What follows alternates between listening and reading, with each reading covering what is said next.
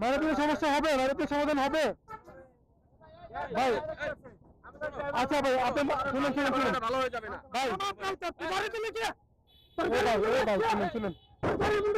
আচ্ছা ভাই শুনুন শুনুন, এখানে যে এখানে আপনি তো এখানে কিন্তু এ ভাই, এ ভাই শুনুন, এখানে কিন্তু আপনি হচ্ছেন, এখানে কিন্তু আপনি মানে যাচ্ছেন এতক্ষণ পর্যন্ত আপনি ড্রাইভারের গায়ে হাত দেন।